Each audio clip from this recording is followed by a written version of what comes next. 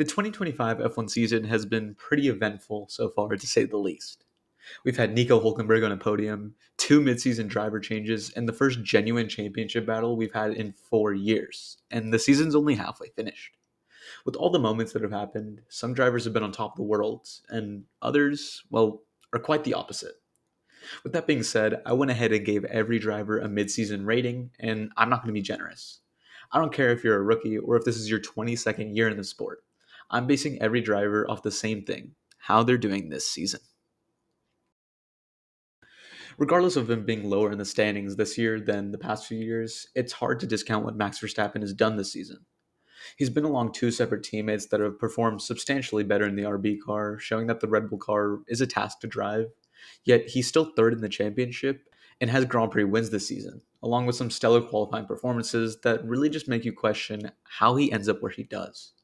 What he did in Japan was simple, lovely, and not something that any driver could just do, and his turn one overtake at Imola was masterful as well. I will say he's had his fair share of shortcomings this season, like his spin on the safety car restart at Silverstone and his temper tantrum crashing into George Russell in Spain, but it's hard to lower his grade too much when his high points this season are so incredibly high. I'll give him an A minus because although he's had some self-inflicted errors, somehow being third in the championship at this point in the season, after everything we've seen from this year's Red Bull car, is just too impressive.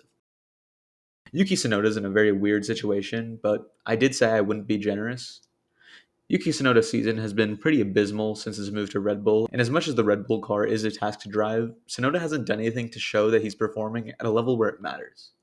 He has 10 points in the standings as compared to Max Verstappen's 187, and when you truly look at his point spread, it's really interesting.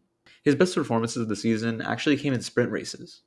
He has 3 points appearances in normal Grand Prix, with a ninth in Bahrain and two 10th place finishes in Miami and Imola. But he has two sixth place finishes in sprint races in both China when he was with Racing Bulls and Miami with Red Bull. It seems as if the weekends with less practice are actually the ones he finds the most performance. I will say, the performance that happened in the Miami sprint race, going from the pit lane to 6th, and Imola going from the pit lane to 10th, he really has had some good drives, but you also have to factor in the fact that he ended up in those starting positions by his own error. It's like when Sergio Perez kept going out in Q1 and came back to farm driver of the day, but in this case, Yuki's just scraping by with a couple of points. I really can't give Yuki anything higher than a D. I firmly believe that this year's championship will be decided in the hands of Lando Norris. At his peak of driving capabilities, he's outperformed Oscar Piastri, but the killer consistency that Piastri has is just too much for Lando when he can't string it together every weekend. He's dominated weekends like in Austria, where he took pole by over half a second, or this past weekend, where he made the one stop strategy work to win the race. But he's had some very costly errors, which are keeping him out of the top spot in the championship, like Canada. Lapses in judgment like that crash he had are what's the difference between Lando having a perfect season and not. If he can fix those issues and really buckle in and focus, he will close out the season as the champion, but as of right now, I have to give him a B for his performance so far. Although he's only 9 points behind in the championship, in my mind, Lando should be in first by quite a margin. But he has to hope things will swing in his favor in the back half of the season. Oscar Piastri has just been a stone cold killer for this entire season. Apart from his mistake in the opener in Australia, he's just been on a tear, finishing on the podium in every single GP other than a fourth in Canada, and a total of 6 wins across the season. He's leading the championship in which he was not the favorite to lead, and he's been holding on to it quite well. With a few exceptions, he drives very smart in terms of the championship, not taking overly ambitious risks, which could result in him losing the championship lead. Specific standout performances to me are Bahrain, winning over 15 seconds ahead of anyone else, and Spa, where he overtook Lando Norris at the start and never lost the lead from that point on. It really goes to show that minimizing any error can go a long way, and if Oscar were to not have spun in the Australian GP, he would be 25 points ahead of Lando Norris right now, a full race win. That does push him down a little bit because in that title fight, every single point matters, but I still have to give him an A because it's impossible to discredit how good Piastri's doing this season. I think it's safe to say that Lewis Hamilton is not off to a great start at his new Ferrari tenure. Currently sitting at P6 in the standings and not even yet to have scored a podium this season, Lewis Hamilton's off to a bit of a stinker. He did get that sprint win in China, but then got disqualified from the Grand Prix the next day, so his high point was shrouded by a catastrophic low. And there is definitely some growing pains in switching teams that Lewis Hamilton can't be having at this point in his career. He's been incredibly inconsistent in qualifying and has been consistently in the points, but not nearly at the same level as his teammate Charles Leclerc, who has 5 podiums in this season thus far. He does kind of have the same issue as Yuki Tsunoda, where he simply just does better in sprints with that win in China and a third in Miami, but those points are peanuts compared to what you get in the actual race. It's hard to see anything really great about Lewis Hamilton this season, so I'm just going to have to sit with a D for this year so far.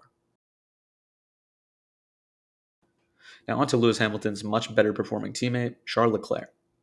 Now, at the start of the season, Charles Leclerc stated he was ready to win the championship now. But I hate to break it to you, pal, and that's not happening with Ferrari right now. But a man can only dream. Leclerc has actually had an incredible season in terms of his driving this year, with 5 podiums and a pole position this past week in Budapest. But his shortcomings come in the form of strategy. I know it's very easy to make fun of Ferrari and their strategy calls, but if you truly look at it in detail, they've massacred this man's point tally this season. In Australia, Leclerc finished 8th after a shoddy strategy, and then he mistimed the wet weather strategy in Silverstone, and now the whole conundrum that happened in Hungary. That's also leaving out the fact that the SF25 came in underweight at the Chinese GP, and they got disqualified there. It's really tough to give him a bad grade because his actual driving in his own control has been very good, and he still manages to have 5 podiums. But at the end of the day, his grade goes based off of his performance, regardless of if it's the team's fault or his. But he is comfortably beating Lewis Hamilton, so I'm going to have to give him a B.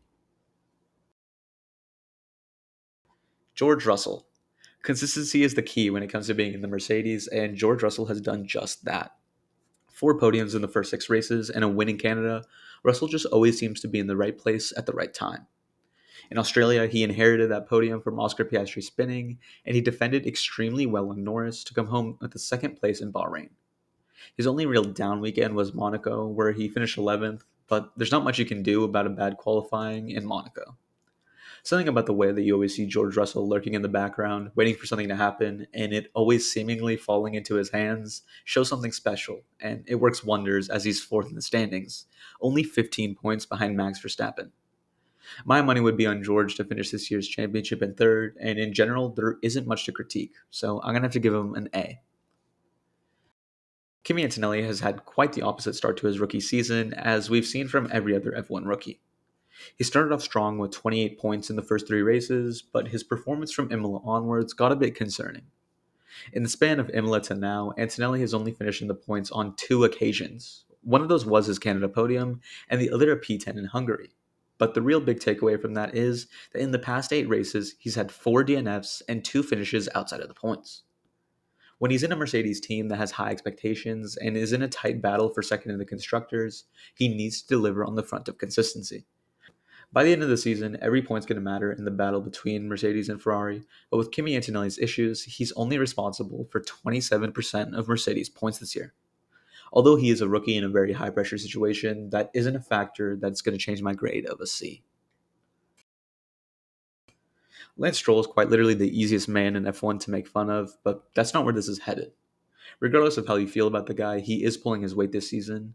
He's currently sitting 12th in the standings, tied on 26 points with his teammate Fernando Alonso. Now, has Alonso been unlucky? Yes, but we'll get into that more in his section. This is the closest Lance Stroll has been to Fernando Alonso in the points tally in all of their seasons together since 2023, and considering the midfield battle is very tight right now, that's exactly what Aston Martin needs, to have 2 drivers consistently performing. It's not like he's been in the points every weekend, but that isn't what's expected for a midfield team, as the pack is so tight nowadays. He's had his fair share of errors too, though, like the Monaco incident in practice with Leclerc, or Canada with Pierre Gasly, and they are kind of the expects that you wouldn't expect from a driver in his 9th season in F1. Love him or hate him, this isn't a popularity contest, and for that reason, factoring in his fortunes and his mishaps, I'm going to have to give Stroll a C+. Like I said earlier, Fernando Alonso started the season off pretty unlucky with 3 retirements in his first 8 races. He didn't score his first points of the season until round 10 in Spain, but either way, he's been on a tear ever since, scoring in every race onwards, with the exception of Belgium, and coming 5th in the most recent Hungarian Grand Prix. I will say, Alonso's had a few errors that we haven't seen from him in a long time, like just spinning on his own in Spain and Miami, but now that the car has proper performance, he really is starting to shine, which is impressive given his age, but that obviously isn't a factor in the grade.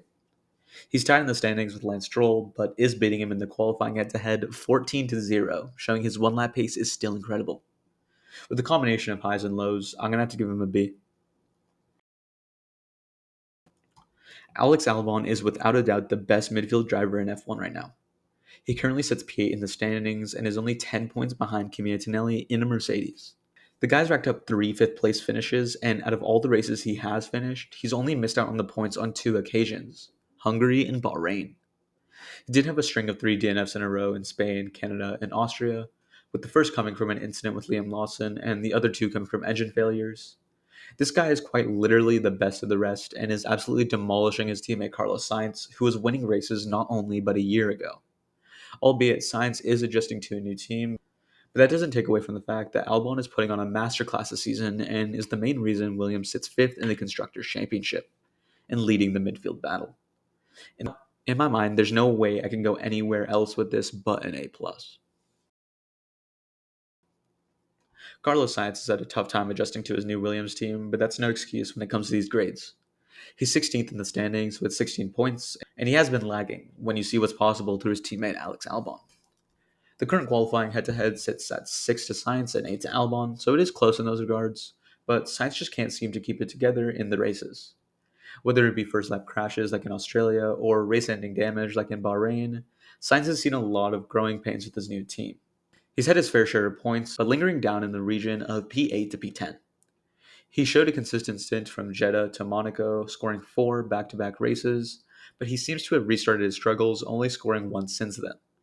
Going to a slower team is definitely a hard adjustment, and I think the back half of the season may be a bit more friendly to Carlos Sainz, but ultimately his performance this season so far only warrants a C.